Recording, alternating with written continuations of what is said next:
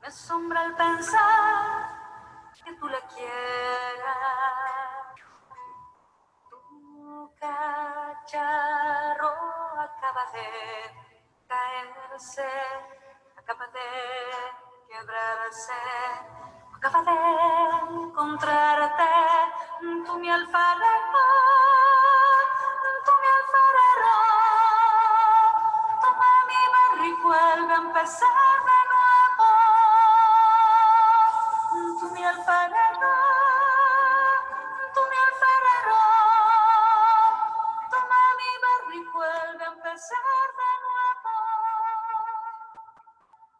Gira que gira, rueda que rueda, siento tus manos sobre mi greda.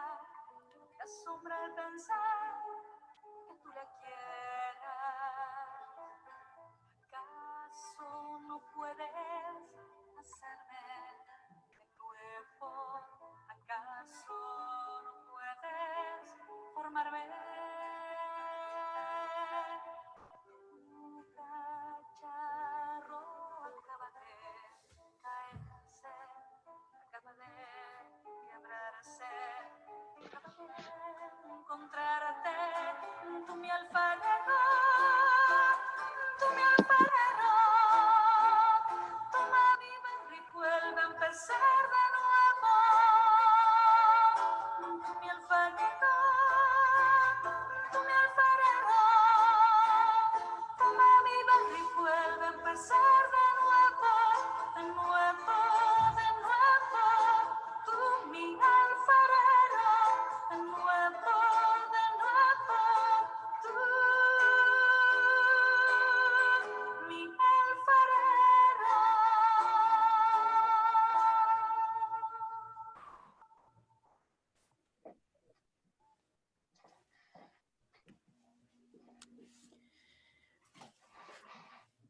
Un breve contacto, por lo menos con la conclusión de la charla sobre el perdón.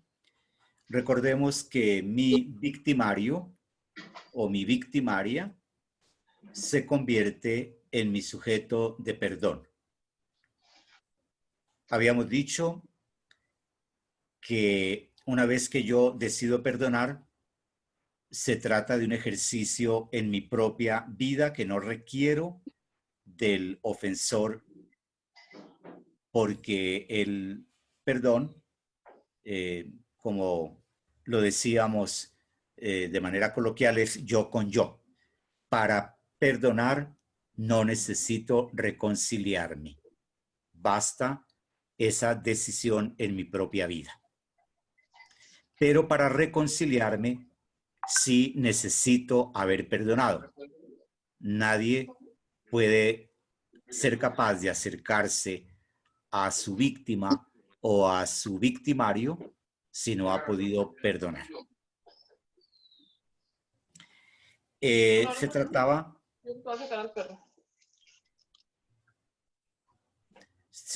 de ponerme en los zapatos del otro, del ofensor, de mi agresor, de conocer su historia, su infancia, no para justificar, sino para entender también desde otra perspectiva las cosas. Recordemos el ejercicio de la brujita y de la muchacha joven, los diferentes puntos de vista frente a una situación que pudieron ocasionar el desencuentro. Por eso, pues retomemos también ese ejercicio con lo siguiente. Oyóse una voz en el bosque que decía: animales inofensivos, el tigre, la pantera, el león. Animales peligrosos, el pato, la gallina y el gorrión. Esto decía la mamá lombriz al dejar a sus hijas, las lombricitas, solas en el bosque.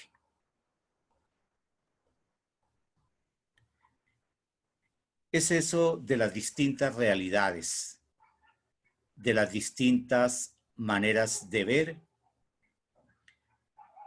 La lombricita obviamente tiene que enseñar a sus hijas a cuidarse del pato, de la gallina y del gorrión.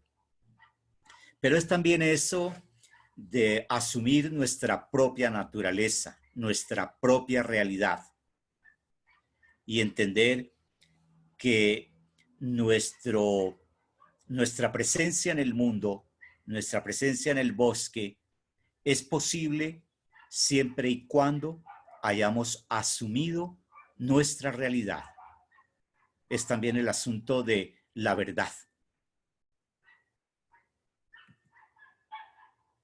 Por eso asumimos este temita de la reconciliación en los diversos contextos que ya les comentaré como conversión y la conversión como cambio, para ver si soy capaz con la venia de quienes de eso tienen más autoridad en este foro, de concluir con un mensaje de resurrección, el cambio también como resurrección.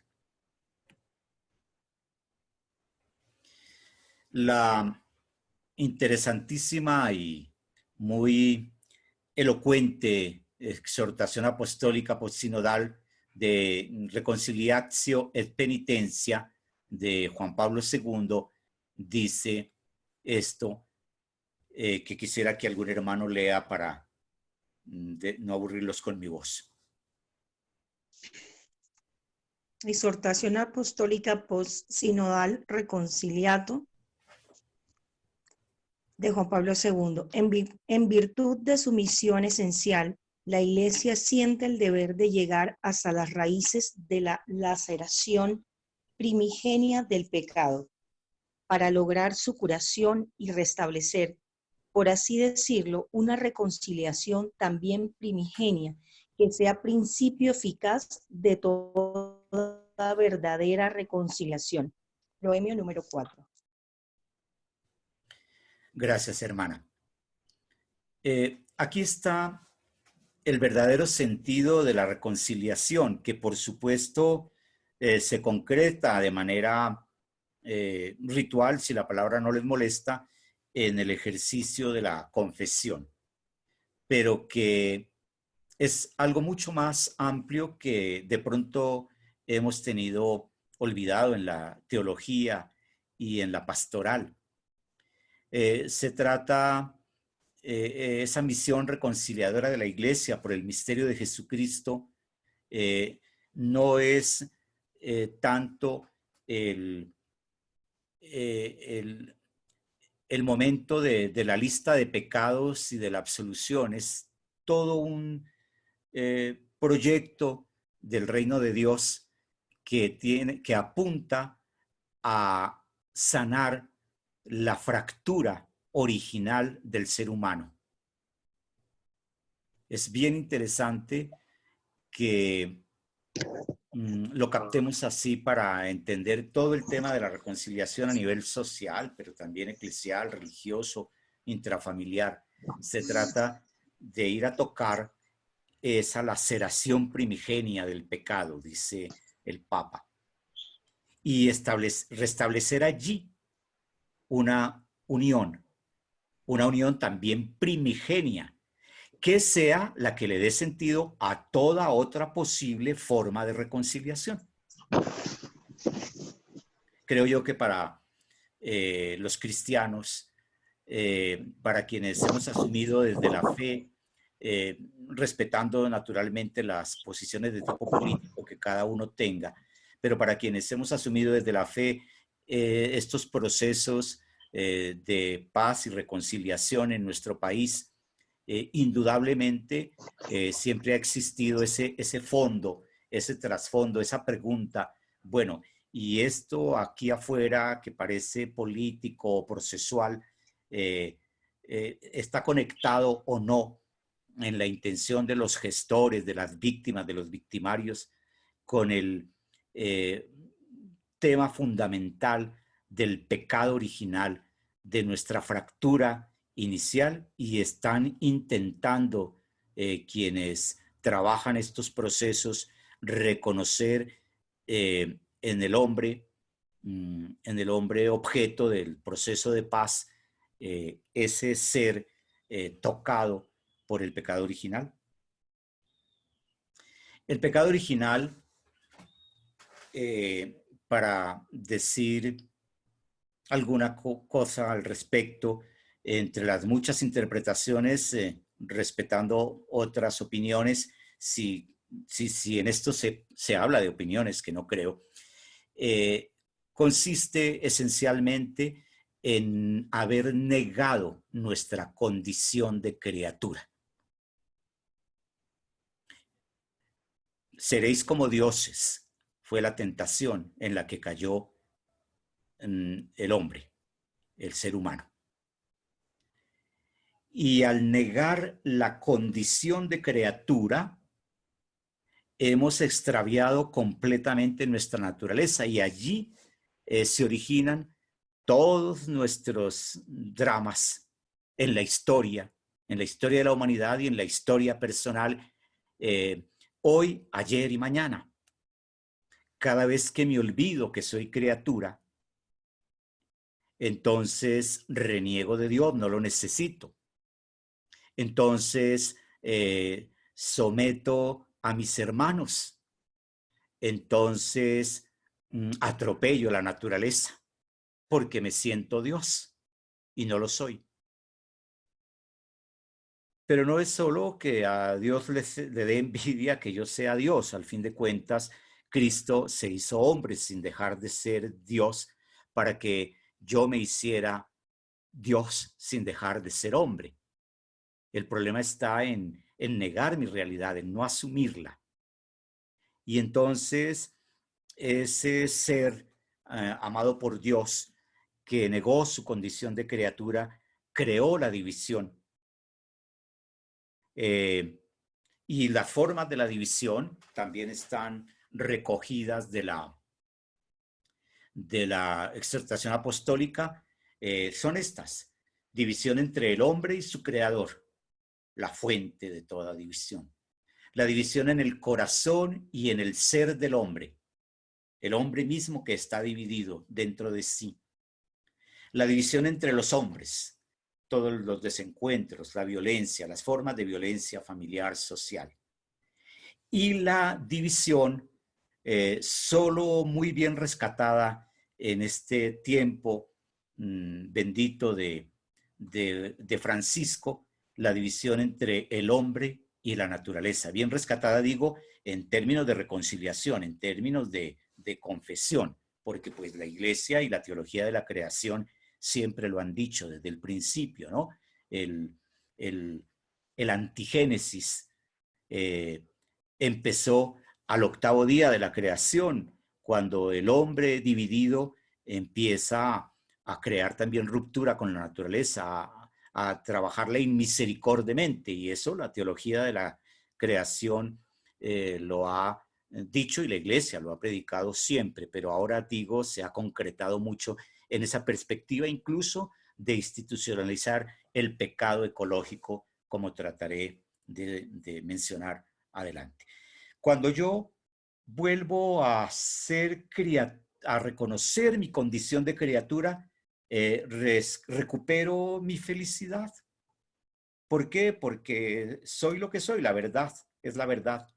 Y yo entonces, si soy criatura, busco a mi creador. Hermanos, esto es terriblemente lógico. Discúlpenme decirlo, es para que disfrutemos lo que tiene de oración. Cuando yo vuelvo y me reconozco criatura, es inevitable preguntarme, entonces, ¿quién me puso acá? Entonces, ¿quién me hizo? Y busco mi creador. Pero igual cuando yo me reconozco criatura, miro alrededor y veo que no estoy solo, que hay otras criaturas. Y entonces descubro a mis hermanos, ya no son mis súbditos, son mis hermanos, porque veo que también son criaturas. Y en ese ejercicio no solo los reconozco como hermanos, en ese ejercicio los reconozco como seres también criaturales, fracturados, frágiles, vulnerables, y me acerco a ellos y no me escandalizo de sus debilidades, porque yo las tengo en mi condición, en la escasez de ser que implica ser criatura. Y entonces yo puedo encontrarme con ellos. Pero hermanos, también miro y puedo hablar del hermano sol, de la hermana agua, del hermano lobo, en la hermosa espiritualidad de Francisco de Asís, que coincide con tantas cosas en este gobierno de Francisco. Y entonces la reconciliación es posible a partir del reconocimiento de mi propia verdad. Solo la conversión, dice arriba mi diapositiva, ante el pecado es capaz de obrar una reconciliación profunda y duradera donde quiera que haya entrado la división. Ahora, en un ejercicio sociológico, tenemos que reconocer entonces, ya lo hicimos teológicamente, cuáles son los contextos en donde debe haber reconciliación, porque cuáles son los contextos donde la historia del pecado se hace patética en nuestra realidad. Es el contexto personal, cuando hay la división mía, es todo el contexto societario, las violencias sociales, que de las que en nuestro país estamos muy actualizados por lo fresco de los procesos de paz y por todas las discusiones. Es el contexto interpersonal, es mi desencuentro, mi disgusto con la tía que hace 3 años no le hablo, etcétera, o el desencuentro con mi hermano, mi disgusto con el vecino, o el contexto de la comunitario de las comunidades que se encuentran enfrentadas o desplazadas, etcétera, etcétera.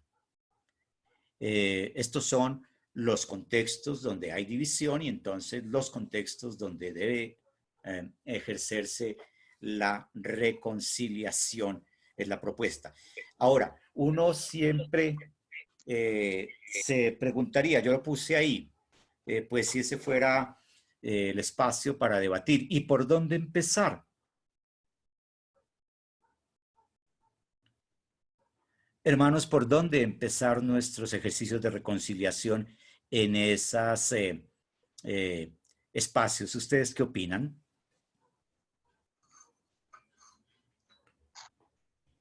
Yo opino que primero de manera personal, reconciliarme conmigo mismo y con, no sé, con la herida que tenga para después reconciliarme con los demás, pienso yo. Gracias. Yo pienso que es reconocer mis propias faltas.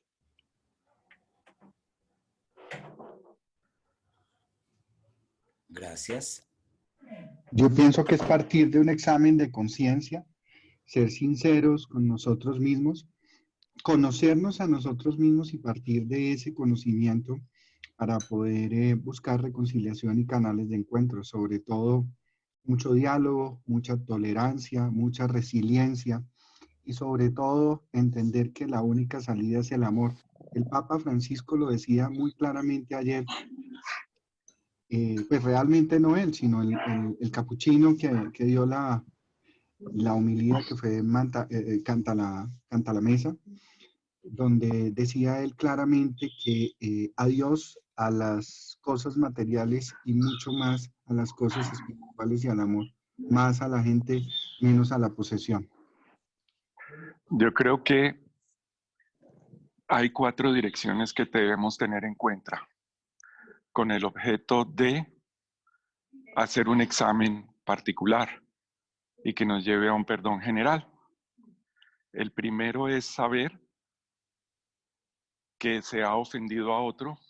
El segundo es saber que me ha ofendido. El tercero es saber que por mi acto, por mi culpa, por mis ejemplos, otros ofendieron. O sea, que yo también induje a otros a faltar. Y el cuarto es yo mismo. Entonces se pueden traducir en 4 palabras que uno debe buscar. Buscar el te perdono, el me perdonas, el perdonan a aquel que por culpa mía se equivocó y el me perdoné. En esos 4 aspectos Muy podemos bien, muchas cubrir. gracias, hermanos. Uh-huh.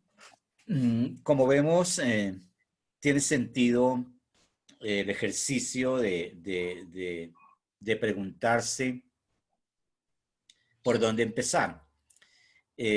Pues porque, claro, en tanto somos hombres y mujeres de iglesia, se nota mucho nuestra sensibilidad frente a esa conversión personal en la que, claro, debe arrancar casi todo, pues eh, eh, es ahí el corazón del hombre el que está enfermo, decíamos la vez pasada. Pero es también muy válido el otro ejercicio. A veces yo no sano hasta que no busco a mi hermano. Entonces casi que son como paralelos, ¿no? Una vez que hay en mí el examen de conciencia de que hablaba José, es posible descubrir la necesidad de reconciliarme con el otro para poder sanar yo. Y lo mismo va pasando. Entonces vamos creando también espacios de paz cuando vamos reconciliando personas para que las comunidades puedan vivir la reconciliación y luego las sociedades. Pero pues eso queda en la discusión. Pero entonces mencionemos algo acerca de ese primer, he tomado esa como primera, ¿no? La reconciliación consigo mismo. Quise aportar acá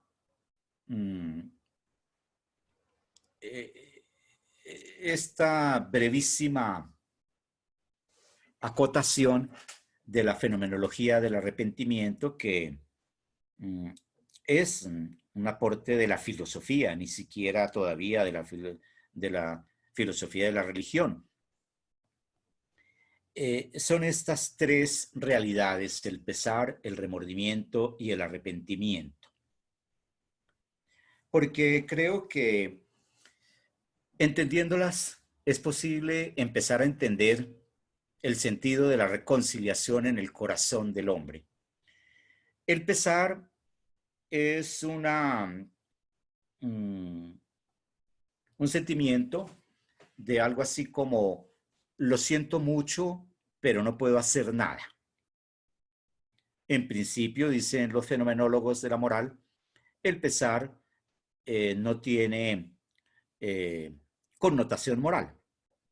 No soy responsable y tampoco puedo hacer nada, ¿no? Son situaciones frente a las que yo no tuve responsabilidad, no podía hacer nada, no las ocasioné, ni de modo directo ni de modo indirecto. Yo no sé, no se me está ocurriendo ningún ejemplo, de pronto a los hermanos sí, pero pues digamos que vi caer un pájaro del árbol esta mañana y se estrelló en el pavimento. Pues qué pesar me causa. No quiero decir indiferencia, me causa un profundo pesar. Y el pesar es una emoción dolorosa. Pero pues soy ahí ¿qué digo? No puedo hacer nada. El remordimiento, que es esa conducta o esa emoción a la que quiero apuntar, consiste exactamente, según la fenomenología, en la división interior del hombre. Es por eso que es tan terrible el remordimiento y que está vinculado, como los médicos y los psicólogos saben, y los sacerdotes a las patologías mentales, a las neurosis, a tantísimos problemas de orden emocional. Porque un reino dividido no puede subsistir, porque el remordimiento consiste en la división interior. ¿Cómo lo abordan la fenomenología? Es muy interesante. Yo no encontré una imagen que me mostrara un hombre partido por la mitad, pero esa es la idea. Por ejemplo, yo he afirmado un determinado valor, por ejemplo, el valor de la vida. Y yo, el yo mío, mi yo unido, mi yo consciente, con todo eso que ya otras veces también hemos hablado acá de la conciencia y todo, ha optado por la vida. Pero en un momento dado, un acto mío, una acción mía, niega la vida.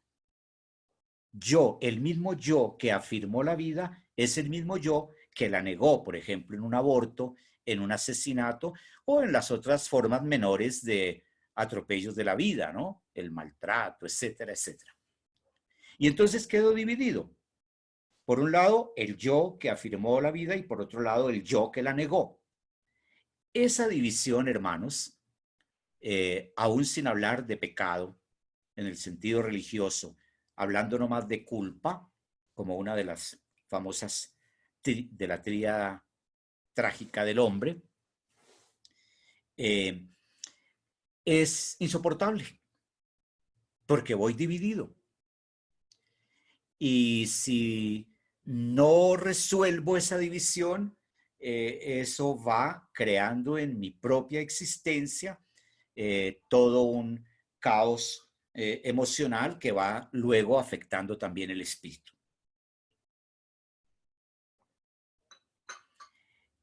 ¿Qué solución hay para el hombre presa de remordimiento? El arrepentimiento. ¿Y qué es arrepentirse? Es volver a optar el yo por el valor negado. Es la profunda decisión de reasumir mi condición unificada de opción por la vida. Tan pronto como yo hago eso interiormente, recupero mi unidad. Sé que mis hermanos, y si así está ocurriendo, me encantará que me concedan la razón hacia el final. Están pensando, claro, esto es interior, es en mi vida, es por dentro, es una opción profunda que compromete todo mi ser, porque todo mi ser quedó comprometido en la falta, todo mi ser. Entonces, también están pensando mis hermanos que esto supone propósito de la enmienda, etcétera, etcétera, etcétera, que los llama así la iglesia, pero que son reales en una descripción fenomenológica de estos fenómenos, de estas emociones. Y entonces el arrepentimiento recupera para mí la unidad, recupera mi realidad, etcétera. Ya queda ahí como una cosa bien interesante para filosofar, ¿no? Vamos un comentario pequeño a esta división, a la segunda, para ir avanzando, ¿no? División entre los hombres. Ya he hablado de la división del hombre en sí mismo un poco, se podría hablar mucho más. La división entre los hombres es lo que finalmente vamos a llamar violencia, con la venia de quienes saben de esto en el grupo más que yo, pues no soy el experto en cuestiones sociológicas o jurídicas, pero tengo que tocar por honestidad con ustedes punticos ahí de manera muy respetuosa y no son palabra de Dios ni mucho menos de experto. La violencia organizada como las guerrillas, etcétera, la que hay en nuestro país, la violencia societaria y dentro de ella la violencia intrafamiliar.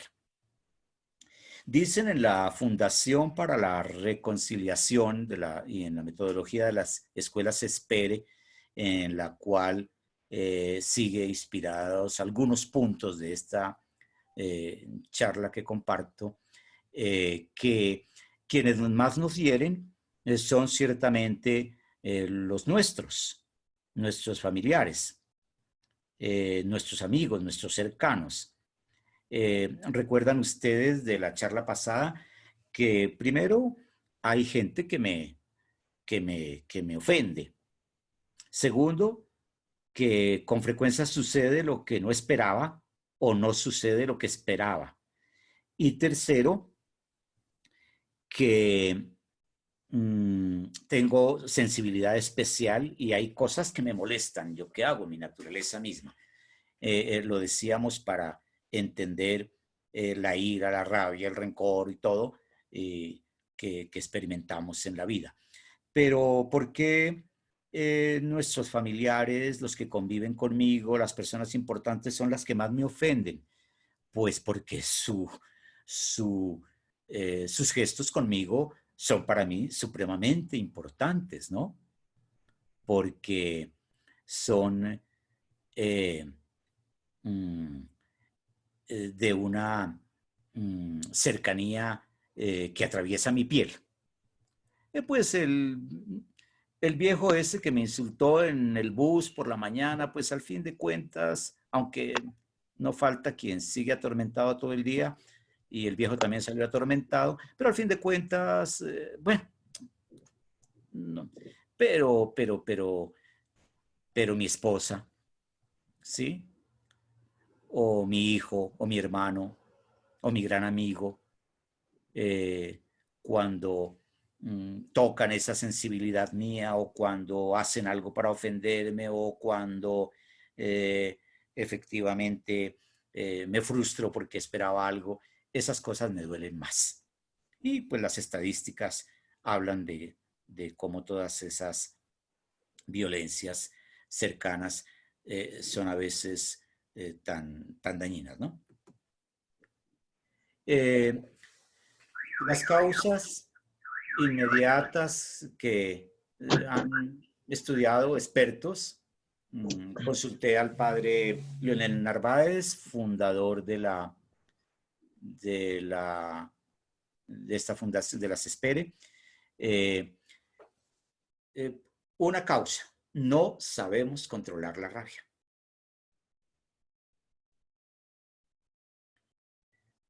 No nos enseñaron. Controlar no es tragar. Por supuesto, controlar no es tragar. A veces controlar, recuerden las estrategias que vimos, la asertividad, el cambiar de canal, el no tomarlo todo personalmente, etcétera, etcétera, serían formas que nos ayuden a controlar la rabia.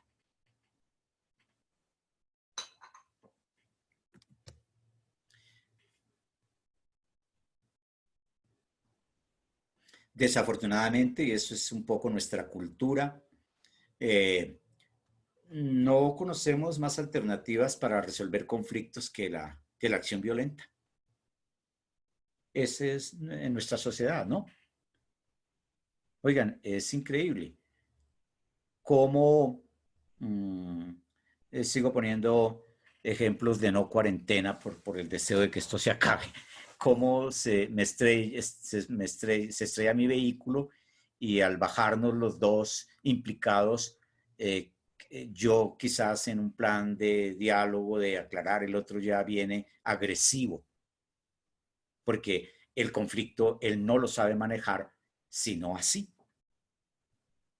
Entonces es cuando a veces incluso nomás por rozar a una persona en el Transmilenio, encuentro reacciones violentas porque parecen ser un pan de cada día.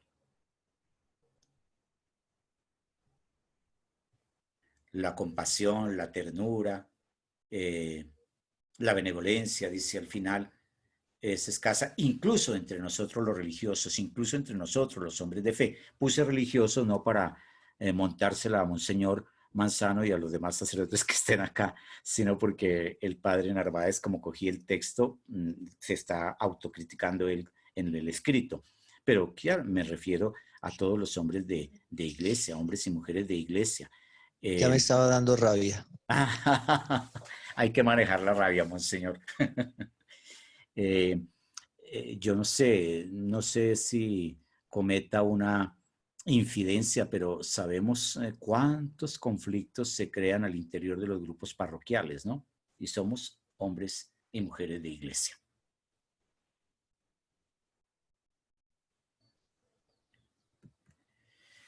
Y porque en lugar de mediadores tenemos acusadores. Se arma la pelea en el patio del colegio y surgen 30 que acusan, que ayudan, y de pronto aparece el mediador muy escaso y por lo regular es la novia del chico de la pelea y es que tiene otro interés y es cuidar que no le dañen la carita al chico, a su novio. Y en la calle pasa lo mismo. Es nuestra cultura. Pero ¿para qué decir esto? Para que tomemos conciencia y vayamos creando los líderes sociales realidades diferentes, ir creando la cultura de la ternura, la cultura del encuentro, la cultura de la mediación. Por eso, por vivir así toda nuestra historia política, y educativa y familiar, es por lo que es tan difícil y tan costoso y tan largo y tan frustrado o fracturado el proceso de paz. Necesitamos trabajar en esto cuando de violencia, cuando de reconciliación interpersonal se trata.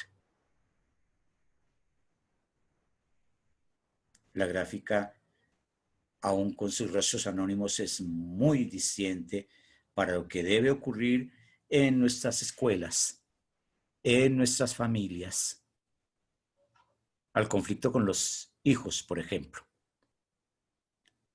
en nuestras parroquias, en nuestra sociedad. Esto a la luz de la fe, mis hermanos, también, no solo de la sociología.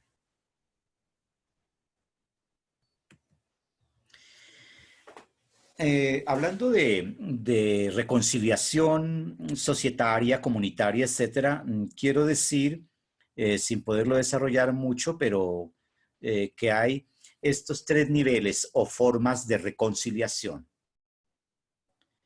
Una primera forma, la coexistencia. Vean ustedes qué interesante es. Agresor y víctima, victimario y víctima, se encuentran para hacer un pacto de coexistencia, pero luego se apartan y siguen normales. El pacto de convivencia. Agresor y víctima, o los, aquí ya no hay, sino sujeto de perdón, y etcétera. Los dos implicados se encuentran, estaban separados, abajo se nota. Tienen un punto de contacto, hacen unos acuerdos y siguen separados. O el de comunión.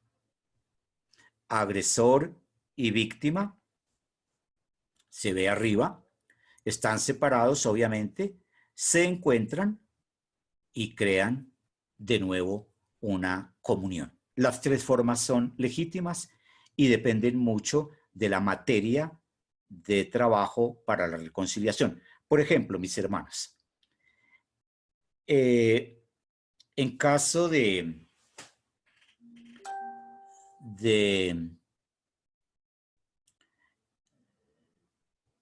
divorcios inevitables, muchas veces la primera forma es bien interesante, ¿no? Si no hay hijos implicados, o no sé, expertos y doctores tiene la Madre Iglesia, pero el ejemplo me puede quedar cojo, es, mire, usted tranquila y yo tranquilo, no nos atropellemos, no ande atormentando mi vida. Bueno, pongámoslo en noviazgos, ¿no? Esas noviazgos que se rompen de alguna manera, pero que hay pacto de coexistencia. Usted siga su vida, yo sigo la mía. No se amargue, no me amargue, no me cele, no me busque, no me dañe mis otros levantes, etcétera. Más o menos se entiende ahí. El de convivencia me gusta más en los diálogos de conflictos conyugales lamentablemente e inevitablemente rotos. Pues un pacto de convivencia. Mira, mira, Gloria María, tenemos que encontrarnos porque hay que hacer acuerdos para los hijos, por el bien de ellos, y hay que hacer algunos acuerdos de tipo patrimonial. Entonces hay allí una reconciliación, se encuentran y dentro del pacto está, y ahora vete tranquila, yo me voy tranquilo, cumplamos estos acuerdos. Eso es una reconciliación, hermanos. Si ya hubo sanidad en el corazón. Pero hay otras reconciliaciones muy hermosas también. Los dos estaban separados, se encontraron, hicieron un pacto de nueva convivencia plena y hay comunión. Son parejas que se reencuentran, son amigos que se abrazan, son víctimas y victimarios que vuelven a ser capaces de convivir en comunión, ¿no? Hay ocasiones en que, por supuesto, solamente se puede perdonar y no se aconseja, son reconciliaciones de ninguna clase. Dicen los expertos que, por ejemplo, en el caso de violación, hay que hacer ese ejercicio sobre la víctima para el perdón, pero que naturalmente nunca se le va a pedir un encuentro para nada con su agresor por lo difícil de asumir esta realidad. Entonces, estas formas sociales quedan ahí para que entendamos también modelos de reconciliación en nuestra propia vida según la materia, según las circunstancias. Obviamente, toda reconciliación, recuerden que hablé de la división en sí mismo, ahora estamos hablando de la violencia, división entre grupos, la societaria o la comunitaria, requieren verdad, justicia y reparación. No hablaré mucho de estos tres elementos, quiero hacer alguna referencia pequeña, pero con todo respeto por los abogados que hay en el grupo, por los sociólogos, por los que entienden de esto, o los líderes que hayan estado en estos procesos de paz. Pero obviamente toda reconciliación requiere una cuota de verdad, una cuota de justicia, una cuota de reparación, pero son cosas que hay que aclarar mucho, ¿no? Lo sabemos perfectamente, todo lo que se ha discutido en nuestro país, pero también apliquémoslo en pequeñas escalas en la casa, en la escuela, ¿no? Al niño le decimos, bueno, venga y diga la verdad. Y cuando el niño dice la verdad, empieza el proceso de la reconciliación y de la sanación. Y entonces, justicia. Entonces hay que ejercer la justicia, ojo, no por venganza. Es también, y luego viene la reparación. Bueno, esto, mis hermanos tienen mucha más sabiduría con seguridad que yo. De todas maneras, la verdad os hará libres. ¿Quién de nosotros no sabe lo que se libera cuando opto por la verdad? Todas las formas de la verdad, mis hermanos. No solo cuando ya luego le digo la verdad a mi amigo o a mi pareja, en un ejercicio pues interior de reencuentro conmigo mismo, sino también la verdad como con aquella que arrancamos, el reconocimiento de mi propia condición de criatura, que esa es la verdad. El Espíritu Santo es el Padre de la verdad. Bueno, esto es un repasito ahí nomás, me disculpan.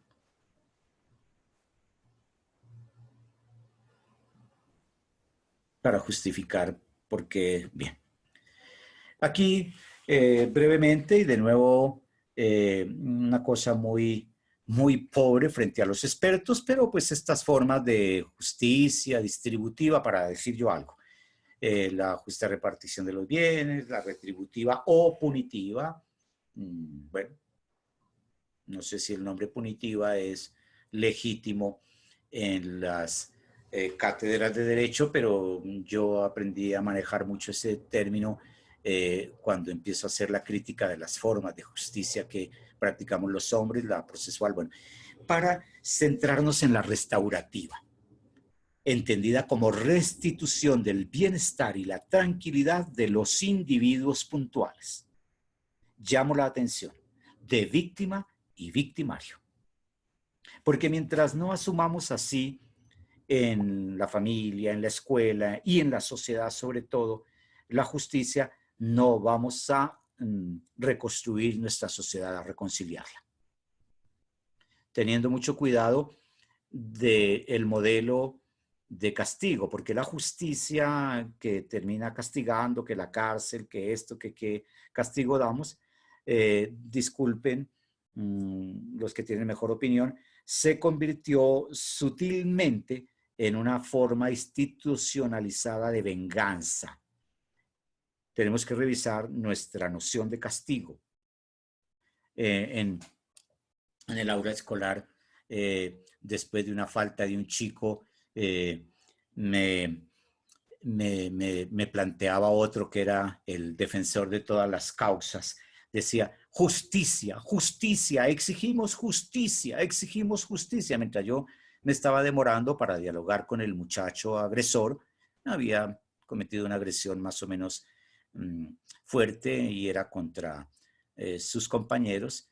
Y entonces yo andaba medio tratando de aplicar estas cosas, más por intuición y por corazón de cristiano que por conocimiento. Entonces yo iba a ver si dialogaba con el chico porque me daba pesar, ¿sí? Y los otros gritaban, justicia, justicia. Y estuvieron muy contrariados toda la semana porque yo dialogué con el muchacho por allá y todo. Y pues lo que querían era ver el castigo, ver que lo pusiera en ridículo delante de todos, ver que lo sancionáramos, que lo suspendiéramos, yo no sé qué otra cosa, cuando no castigo físico, etcétera. Entonces, bueno, y eso pasa en nuestras casas, ¿no? El hermanito que no queda tranquilo hasta que el papá no le hace caso y aplica justicia de esa, de castigar. Bueno, es una reflexión. Sergio, una pequeña Padre. intervención al respecto. Sí, no, claro. Yo fui rector de 2 colegios.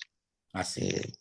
Y en uno de esos tenía una señora en la coordinación de disciplina que tenía ese concepto que si no había castigo, pues no había realmente una reparación. Cuando yo llegué, pues tomé el colegio con ella ahí trabajando y me enviaba a los muchachos allá y los muchachos salían sonrientes de la rectoría. Y entonces un día me dijo, ya no le voy a volver a enviar a los jóvenes allá porque usted realmente no los corrige. Entonces le dije, es que ellos tienen que salir de la rectoría llorando, sufriendo. Si usted realmente se sienta con ellos, usted no sabe los acuerdos a los que llegamos, a los compromisos que ellos asumieron, pero pues de una manera cordial de reparación y de restauración. No era, porque ¿qué saca uno con maltrato, con violencia, si realmente no se busca con ello pues una toma de conciencia de que yo tengo que reparar? Y a veces, y mi experiencia se lo puedo comentar, sentados con ellos, a veces se ponían unas reparaciones y unas exigencias que ni siquiera por mi cabeza hubieran pasado, más fuertes de las que yo me hubiera imaginado. Pero lo que usted dice es cierto, es en un diálogo, en una escucha, en un atender.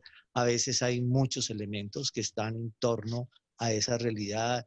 De pronto esa fue la gota que rebasó el vaso. hay muchas cosas que uno tiene que analizar antes de ponerse en el tema de, no, es que lo que pasa es que no, como no me hace caso, como lo que pasa es que yo soy la autoridad, es que usted no ha entendido. Entonces, esa Exactamente. posición es la más errónea en un tema de reconciliación. Y a mí esa señora, pues fuera de cuento, no me volvió a enviar a nadie allá porque los chinos salían riéndose porque de pronto yo al final les echaba un chiste o alguna broma hacíamos, o bueno, distensionaba el momento y los compromisos, y yo le decía, mírenlos, aquí están. Acuérdese que uno Exacto. manejaba esos cuadernos o esas carpetas o esas agendas en las que habían compromisos, de los compromisos, y ellos tenían claridad sobre eso y firmaban y todas esas cosas. Eso es como para hacer reconocer lo que usted hizo con este muchacho y que uno lo puede hacer y no tiene por qué colocarse en otros parámetros de venganza, sino es de reparación, de restitución Exacto. de aquella realidad perdida, que es lo que yo entiendo teológicamente, lo que busca Dios de restituir aquel Exacto. paraíso perdido. Eso es lo que yo entiendo. No sé si estoy equivocado. Exacto. Exacto. Muy bien, monseñor.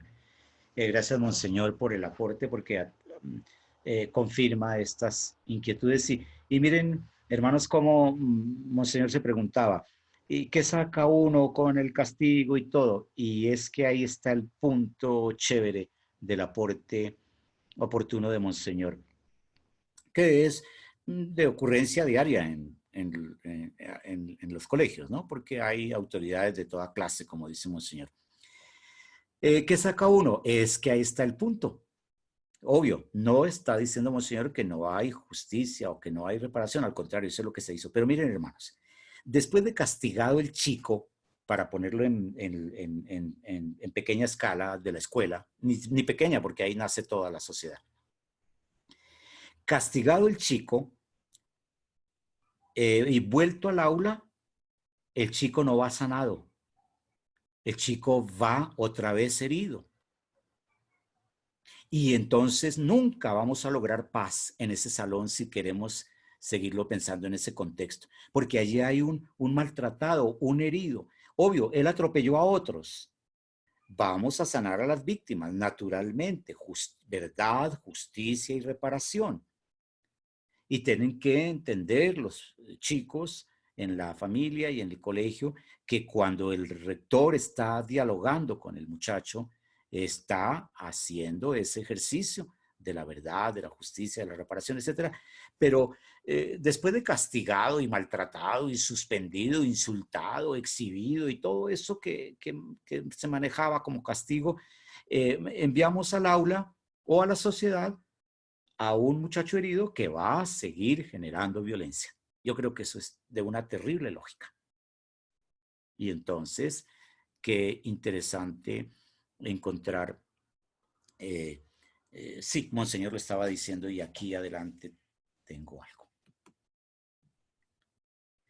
Es por eso, monseñor llamó restitutiva, la justicia restaurativa, mis hermanos, la que sana también al agresor. Porque el drama del agresor es también un drama difícil. Obviamente, el de las víctimas, y en nuestra violencia ni para qué hablar, todos lo sabemos, y fuimos de pronto víctimas de alguna manera de cercanos, de secuestros, de cosas de estas. Pero hermanos, una sociedad llena de agresores sin sanar no ha entrado en un proceso de paz.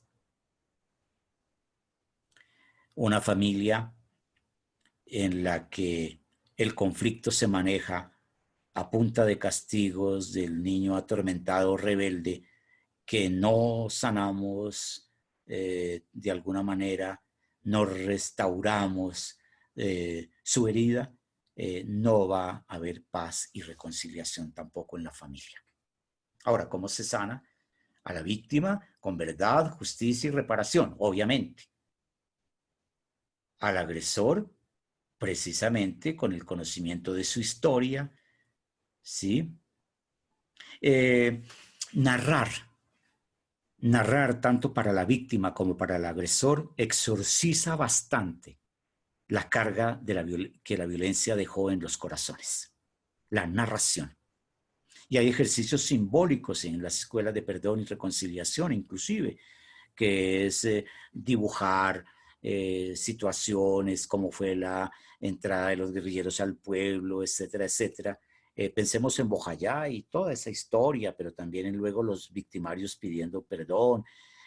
Pensemos en las víctimas que dicen, por favor, al menos dígame dónde me lo enterraron a mi esposo. Sí, es la verdad la que va sanando, pero al agresor también hay que traerlo a ese proceso. Y bueno, y lo dijo ya Monseñor, es la más parecida a la justicia de Dios. Es casi en tono de oración, mis hermanos. Es el amor de Dios que abraza también al pecador y lo sana para que no vuelva a pecar. Por lo regular, en los procesos societarios y comunitarios, esto es bien interesante, la reconciliación empieza en las víctimas. Es bien interesante, ¿no? Quienes toman la iniciativa de la reconciliación son, por lo regular, las víctimas. Bien, bueno, explicaciones sociológicas y religiosas tendrá.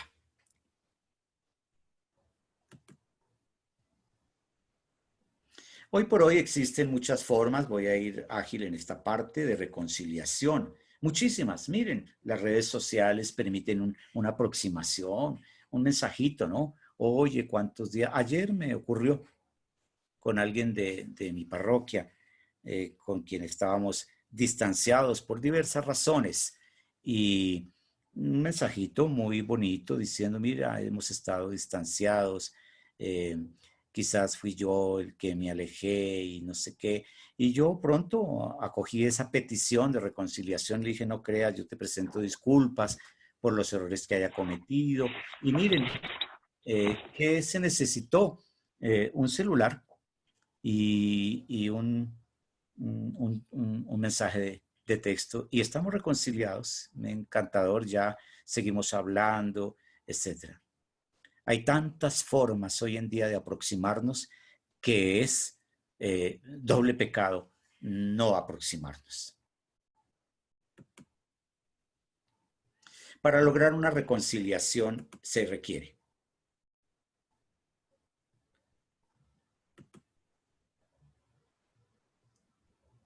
bueno, esta parte de atrás me quedó. Separar a las personas de los problemas, reconocer mi responsabilidad, averiguar qué quiere el otro y unirnos para vencer el problema. Qué bonito eso último. Venga, fulano, hablamos, porque juntos vamos a vencer este dolor y esta distancia y esta amargura.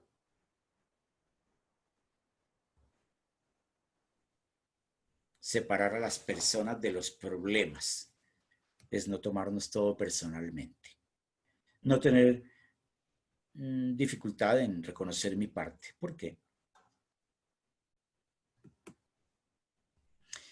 No ofrezco reconciliación. Para eso se hace lo siguiente, hermanos, en la metodología de las espere.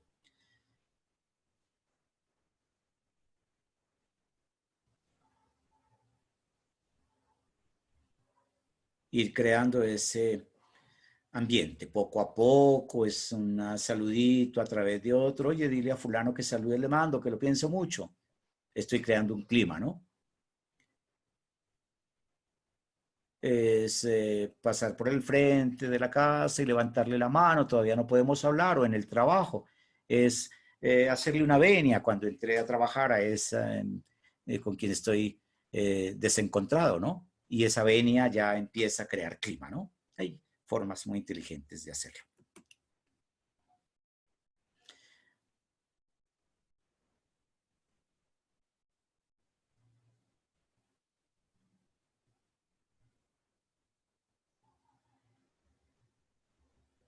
nunca ir con esa prepotencia, porque entonces no estoy haciendo nada, de que yo voy a ganarle. Hermanos, me retan a pelea en la calle y yo me quito. ¿Perdí? No, gané.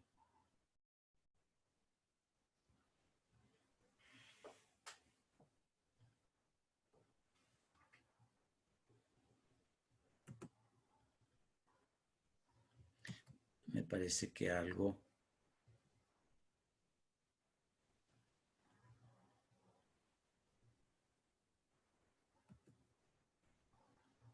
Ofrezco reconciliación. No busque un acuerdo a toda costa. Separarse definitivamente sin lastimarse es una forma de reconciliación. ¿Ven? La coexistencia que llamábamos.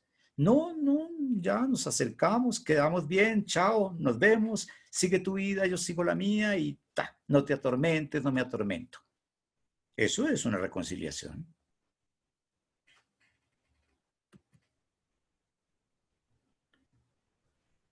Exprese la voluntad de buscar un futuro que sea positivo.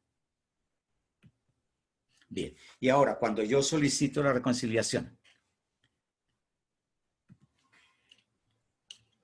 si ya sanó la herida, haga una cita con la persona que ha ofendido.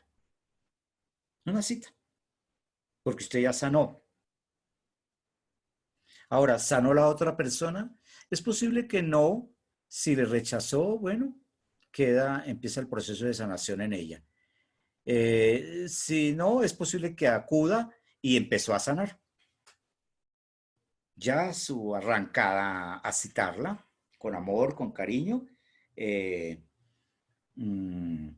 claro, creando el ambiente, ya eso empieza a sanar al otro que no ha sanado, ¿no?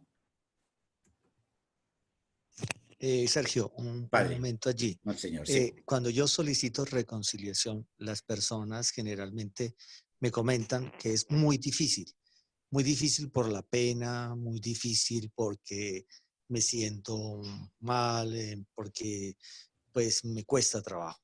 Aquí, ahí interviene un elemento y es la oración. También ir al sagrario de rodillas y pedir la sanación de la herida y pedir a Dios la fuerza de poder ir a solicitar reconciliación. Porque a veces no somos fuertes nosotros humanamente para ir a solicitar la reconciliación, por lo que le acabo de decir. Porque a veces es la pena, a veces, uy, ¿cómo le voy a poner la cara? Es complicado ese tema, no es nada fácil. De hecho, eso es lo que a muchos también les da para irse al sacramento. Le da pena y eso le produce miedo también. Entonces, ahora, porque uno se hace un prejuicio, de pronto no me va a aceptar, de pronto no me va a querer ni voltear a mirar, de pronto los prejuicios nos bloquean. Entonces, uno de los elementos que debemos tener en cuenta aquí, ya que estamos hablando con gente de mucha oración y de mucha fe, ir al sagrario para que ese solicito la reconciliación se pueda dar y no me sienta cobarde frente a lo que tengo que realmente ir a restaurar en esa relación tan importante.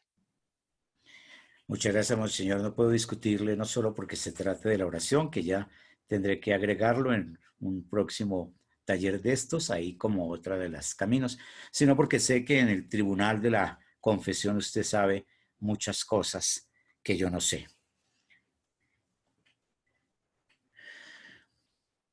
Busque un lugar privado. Es creando el ambiente, el clima. Ya el Monseñor nos dice que el clima incluye no solo esos mensajitos y gestos, sino también la oración. Pero luego ya buscar un lugar privado para pedir perdón. No se hace en público delante de nadie por aquello tal vez de la pena. Diga claramente cuál fue el error que usted cometió y pida perdón. Mira, discúlpame. Me di cuenta, sin problema, claro, esa valentía que el Espíritu me debe dar, como Monseñor diría, me di cuenta que yo te desprecié o te hice quedar en ridículo. Yo te pido perdón. No lo debí hacer. Eso es bien importante. Ahí está el ejercicio de la verdad. Ese es el punto más sanador.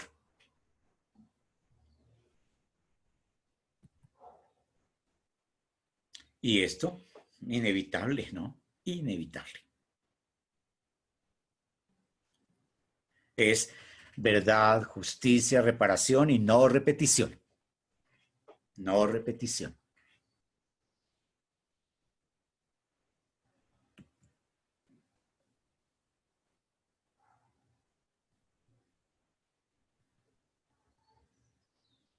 Sí, las excusas se presentan, se ofrecen y ya. El tercer puntico, disculpen ya, el tercero, ¿recuerdan?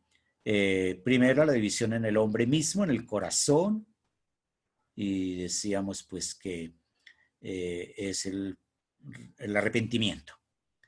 La segunda, la división entre los hombres, todo este tema de la violencia y lo que hemos dicho un poquitico, a la luz un poco de las escuelas de perdón. Aquí incluiré algunas ideas del padre Martín Carbajo. El doctor Martín Carbajo es franciscano, él es profesor como de 3 universidades, una de ellas en Roma. La división entre el hombre y la naturaleza.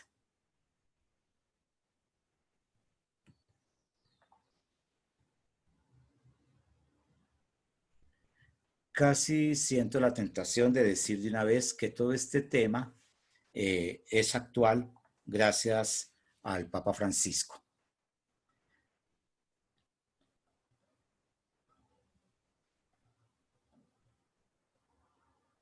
Que es el que nos habla de conversión ecológica.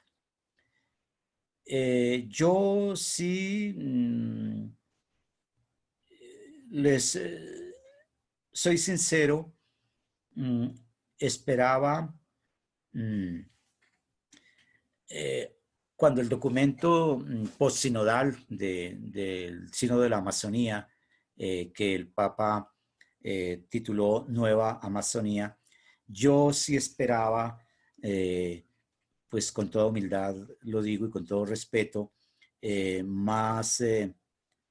esperaba no, sospechaba que Francisco iba a ser más arriesgado en esos proyectos que se le notan a flor de labio, la ordenación de los viri probati, el diaconado femenino, el rito amazónico para las celebraciones y la institucionalización del pecado ecológico. Yo sí lo esperaba, claro, en el documento, pero no fui ausente, estuve muy cercano a todo el debate que se armó en el mundo, a los cardenales que se opusieron, a las jugadas que le hicieron, y luego con humildad acepté lo que el Papa dijo con obediencia de fe, porque pues me han iluminado los que han estudiado el tema. Dicen que Francisco evitó crear un cisma en la iglesia porque había tanta oposición a alguna de esas conclusiones a nivel ya de documento postsinodal que hubiera creado una fuerte división. No está preparado todavía nuestra iglesia para eso, pero yo creo que son caminos válidos.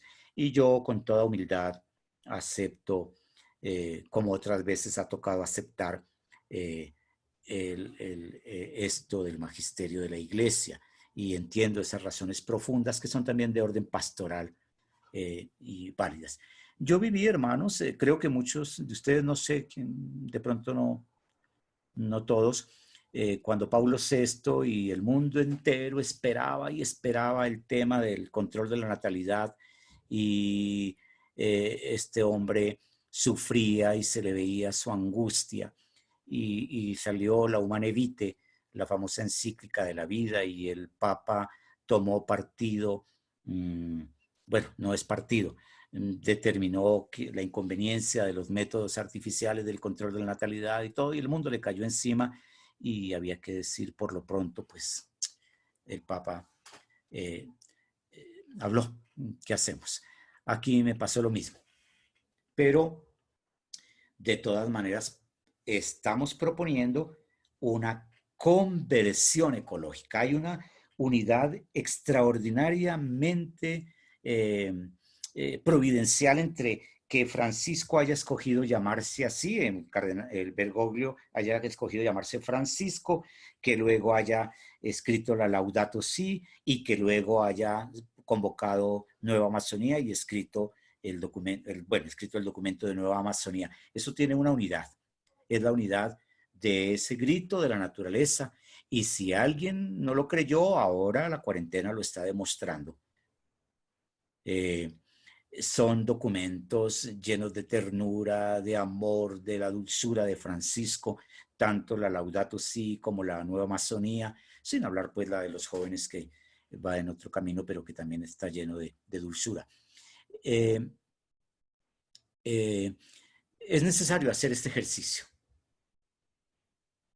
Es necesario terminar confesándonos de pecado ecológico. Es necesario que los confesores indaguen al penitente acerca de su respeto por la naturaleza, acerca de su cuidado del agua, porque es el cuidado del otro. Disculpa.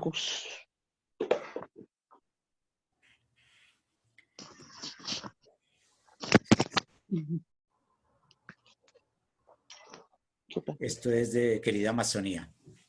Si el cuidado de las personas y el cuidado de los ecosistemas son inseparables, esto se vuelve particularmente significativo allí donde la selva no es un recurso para explotar, es un ser o varios seres con quienes relacionarse. Esto es teología de la creación, desde el Génesis, pero esto es espiritualidad de San Francisco de Asís, y esto es proyecto del reino de Dios en la persona de Francisco. La sabiduría de los pueblos originarios de la Amazonía inspira el cuidado y el respeto por la creación con conciencia clara de sus límites, prohibiendo su abuso.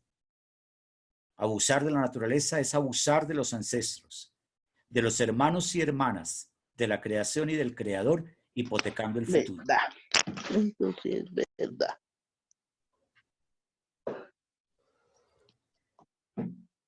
Bien, hermanos. Entonces, 3 palabritas más ¿qué? Un poquito porque el tema me toca y se los quiero compartir. Es una reflexioncita un poquito entre la conversión ecológica y el sacramento de la reconciliación, muy rápida, pero que va a servir más que para crear un debate o una crítica mía, para que los hermanos descubramos el sentido profundo de los sacramentos. ¿Cuál es la idea? Que definitivamente nuestro sacramento de la confesión, que ha pasado por muchas etapas, es escaso. La diapositiva de pronto me quedó corrida. Bueno, por tanto, si traes tu ofrenda al altar y allí te acuerdas de que tu hermano tiene algo contra ti, allí tu ofrenda delante del altar. Esto porque el culto a Dios es inseparable del amor a los hermanos, ¿no? Inevitable. Esto lo entendemos todos en los ambientes de fe. Quiero volverme a comentar cositas de las que quería comentar aquí. Miren, es esto. Todo el mundo, el universo, es sacramento, porque es signo de la grandeza de Dios. El mundo entero es una realidad sacramental, porque son signos ahí que nos hablan de Dios. Ya hubo una exposición la semana pasada aquí sobre ese tema muy bien lograda, y lo manejamos ya todos. De hecho, los sacramentos son signos visibles de la oculta realidad salvífica. Esto Se me lo cayó manejamos. Dime. ¿Alguien va a hablar? Hay una persona con un micrófono abierto, por favor, cerrarlo. No he podido ver quién es, pero Se llama le digo que hable. Esther Julia Mejía. Yo también ya le he tratado de el micrófono. Entonces, todos los sacramentos, lo sabemos, hermanos, pero conviene repasarlo, son signos visibles de la realidad salvífica.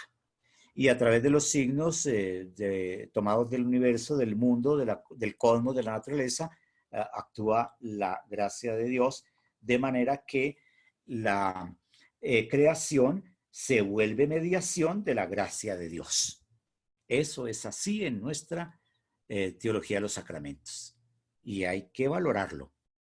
La naturaleza se vuelve mediación, canal, a través de los cuales se realiza la gracia de Dios en nuestra vida.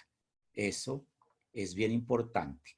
El agua en el bautismo, ¿cierto? El aceite,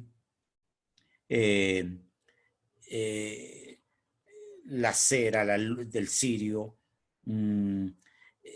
tantísimos signos que ya todos manejamos.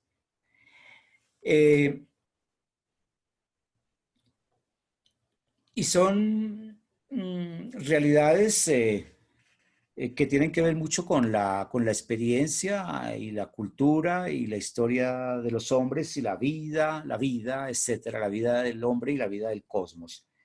La Eucaristía es la expresión más perfecta de la participación de la naturaleza como mediación de la gracia de Dios. El pan y el vino, los hermanos recuerdan todas las oraciones, son prácticamente, representan a la creación entera, el trabajo del hombre. Es admirable la forma como cuando están en el ofertorio debo sentir esa conexión, ese encuentro del universo, del cosmos en el lenguaje sacramental. Es un Teilhard de Chardin que cuando se encontraba por allá en sus indagaciones ecológicas y paleontológicas y no tenía pan y vino, celebraba la misa sobre el mundo en una roca y ponía delante del Señor todo el universo como sacramento del amor de Dios, de la salvación de Dios, y juntaba creación, redención, iglesia, es decir, Padre, Hijo y Espíritu Santo en un encuentro con el universo, con el paisaje del universo. Pero qué curioso, hermanos, si esto con la venia de Monseñor y sea algún otro sacerdote, pero sí, que el sacramento de la penitencia es el más escaso en haber traído signos de la naturaleza. ¿Ven? El bautismo lo tiene, es mágico, no mágico, no se puede decir aquí, es maravilloso, es el misterio, el agua, ¿no? La confirmación, es el aceite, la unción de los enfermos, bueno, pero el sacramento de la confesión que ha pasado por distintas etapas. Es interesante consultar el concepto, el proceso del sacramento de la confesión, que no era siempre privado.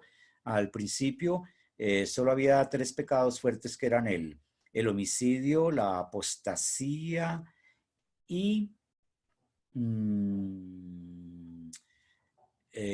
olvidé el otro, y eran públicos y el penitente tenía que cumplir la penitencia, 2 años, 3 años, ir hasta Roma, ir a un santuario y volver para ser absuelto.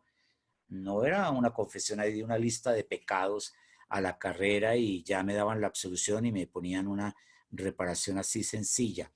Pero bueno, de todas maneras, el rito del sacramento de la confesión, por lo menos el individual, en el comunitario se pueden integrar y muchos están integrando signos de la naturaleza también. ¿Para qué? ¿Por qué lo estoy sintiendo ese vacío? Porque se nos queda escasa reconciliación con el cosmos cuando se trata de esto, porque lo demás todo se encuentra. La reconciliación con los hermanos, ahí está el sacerdote representándolos, la reconciliación con la iglesia, la reconciliación conmigo mismo, pues qué más que la sanación de mi vida interior, la reconciliación con Dios, pues ahí está, ego te absuelvo, yo te absuelvo, en las palabras del sacerdote como si fuera Cristo mismo.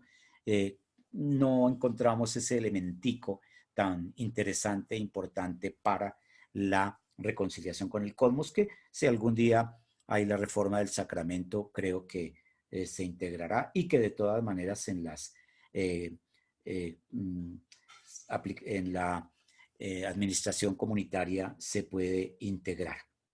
Que se sepa que también ha habido ruptura con la naturaleza.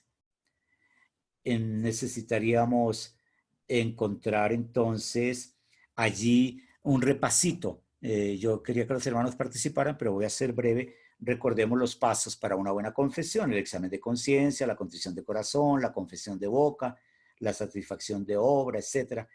Y haber visto desde esa reconciliación ecológica qué tienen que ver. A ver, mi examen de conciencia. A ver, hermanos, clasifico basuras, ahorro el agua. A ver, hermanos, consumo, voto, desperdicio. Soy el dominador de la naturaleza, no el administrador. Examen de conciencia. La confesión de boca, para tener también la valentía de, no, la valentía no, la conciencia de decir, Padre, yo también me acuso de que yo no hago sino comprar y votar, comprar y votar, comprar y votar. Eso es pecado, porque ¿qué? La creación ya nos lo dijo el Génesis.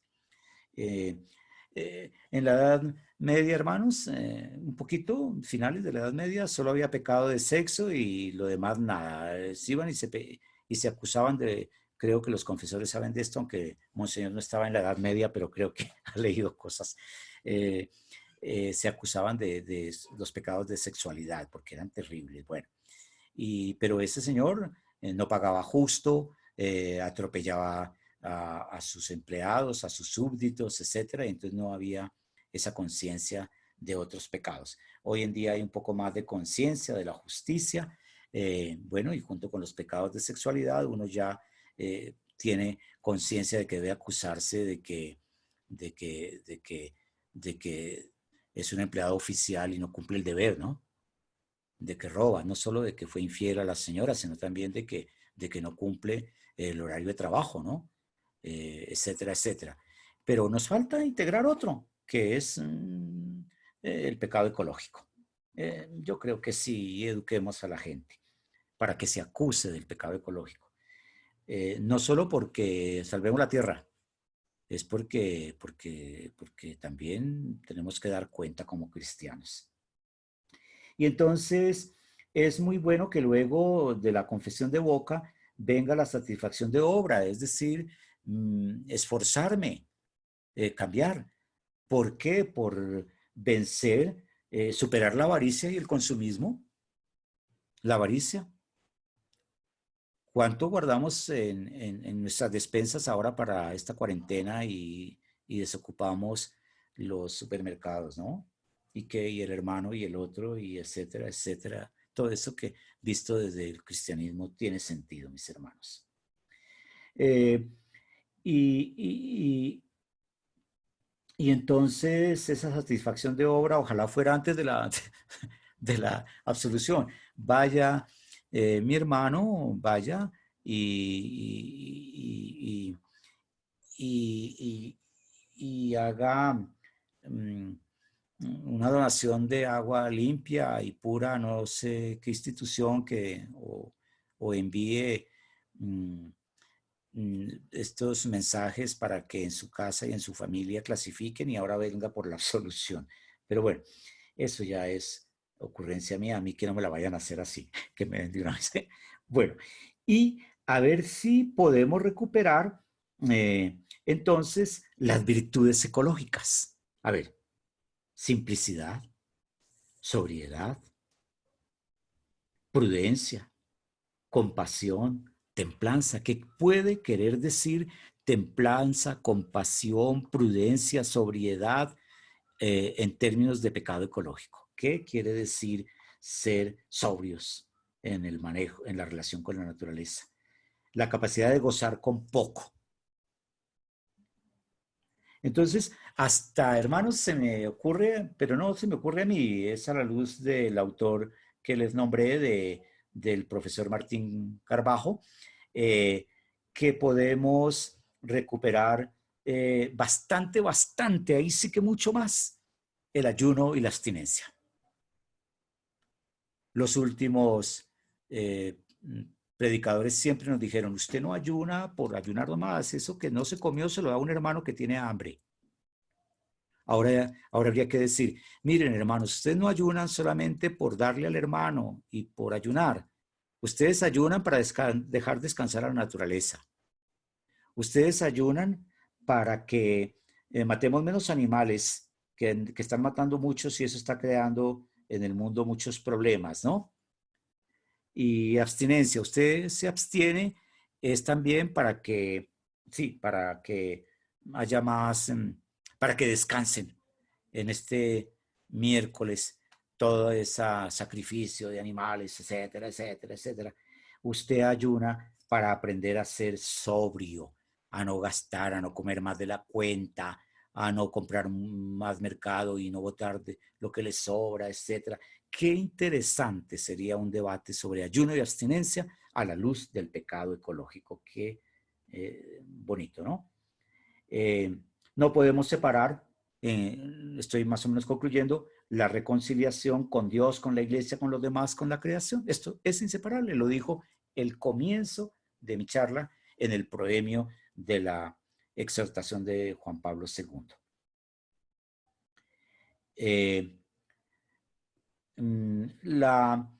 Y finalmente, la carencia de un signo de la naturaleza en el sacramento de la confesión hace más difícil la celebración.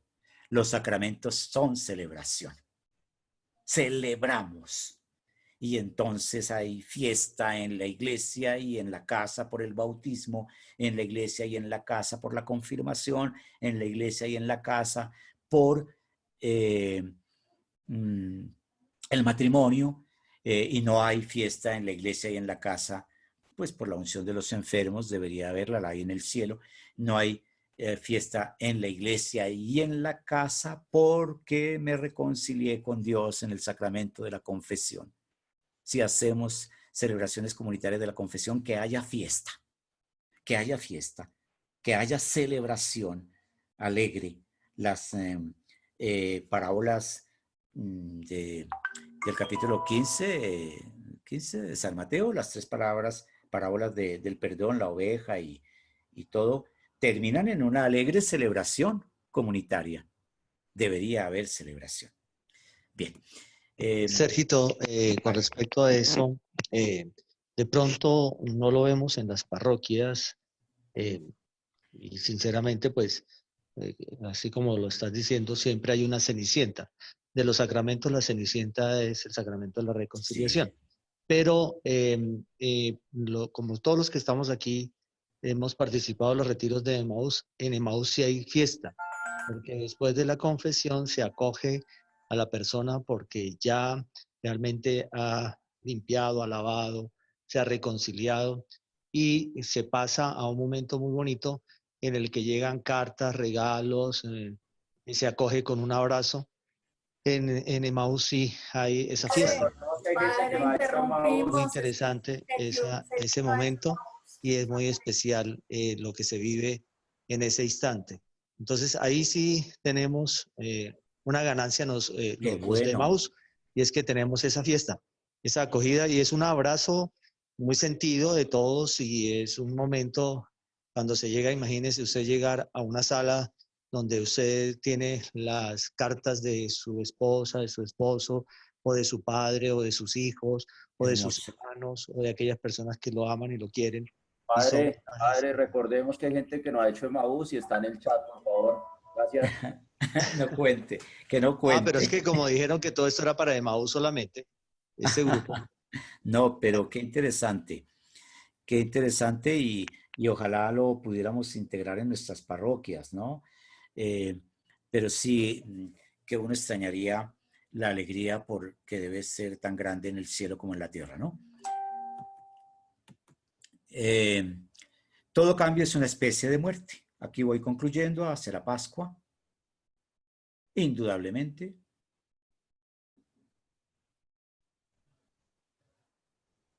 esa reconciliación primigenia está en Jesucristo. Y todo lo que cambiamos, toda conversión es morir a algo. Es más, hermanos, es bien interesante. Todos los sacramentos, todos, los 7 sacramentos, son inmersión en el son participación del misterio de la muerte y resurrección de Cristo. Lo vemos muy claro en el bautismo. El bautismo por inmersión era bien interesante, meter al niño 3 veces en la piscina o al bautizando y sacarlo, porque muere con Cristo y resucita con Él, y luego le ponen la vestidura blanca al otro lado. En la parroquia de aquí del barrio La Floresta, hacen ahora bautismos por inmersión, tienen una piscinita y el celebrante se descalza, entra en la piscina y le van pasando los niños, los va entrando 3 veces, etcétera, con el ritual, y los entrega al otro lado, y los ya, como están desnuditos, los visten de blanco. Ahí entiende uno mucho cómo el bautismo es inmersión en la muerte de Cristo para resucitar con Él, y esto pues, pero no lo vemos muy claro, por ejemplo, en la confirmación, cómo es participación en la muerte y resurrección de Cristo. Muere este muchacho a su infantilismo de la fe, muere a esa a la fe infantil, al no compromiso, y resucita con Cristo como testigo a una vida nueva, a la madurez de la fe, a la madurez de su vida, al horizonte juvenil de yo voy con el Espíritu a enfrentar este mundo, esta realidad. Es morir al niño y ser ahora el adulto. Y así, ¿y quién no diría, por ejemplo, el matrimonio? Muerte y resurrección. ¿A qué muero? A mi egoísmo, a otras ofertas y propuestas que tenía. Muero a mi encerramiento. ¿Y a qué resucito? A la resurrección del amor. ¿Quién duda que el amor no es resurrección? ¿Quién duda que el amor es vida nueva? Entonces, todos los sacramentos, muerte y resurrección, es participar en el misterio de Cristo.